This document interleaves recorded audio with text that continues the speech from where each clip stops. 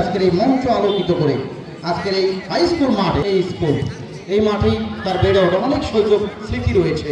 তিনি নিজেই জানিয়েছেন আজকে ভালো লাগছে আমার নিজ মাঠে বসে আজকের এই 5 গ্রাম আমার ছেলেদের এই 5 গ্রাম খেলোয়াড় কল্যাণ সংগঠনের চমৎকার আয়োজন, বিশাল আয়োজনে সামিল হতে পেরে।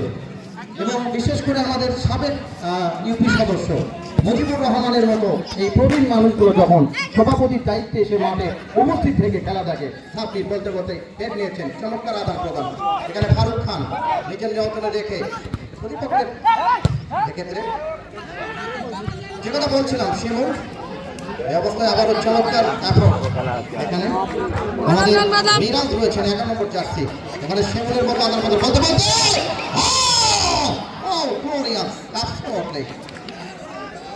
আবারও জুবায়ের 7 নম্বর লাকি 7 জার্সি।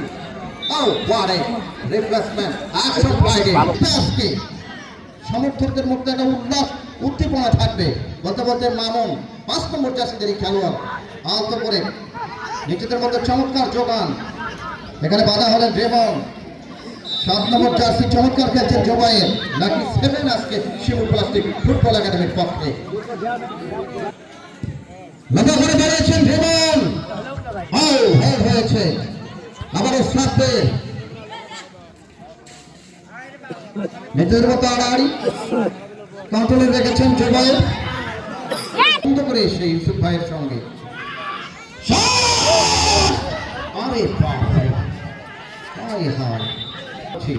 কারণ দর্শকরা হলো খেলাটা বলতে বলতে শিমুল চমৎকার ভাবে বাড়িয়েছিলেন।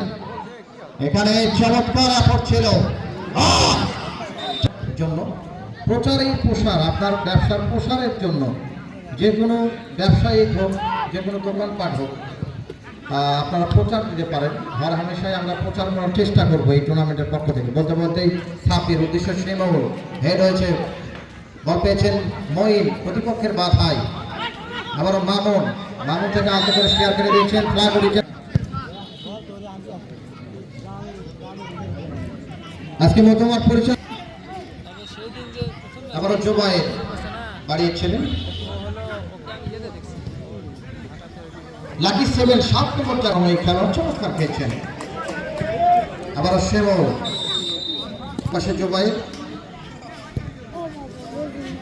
এক পাশে ছিলেন মাসুদ। আবারও লম্বা ক্রস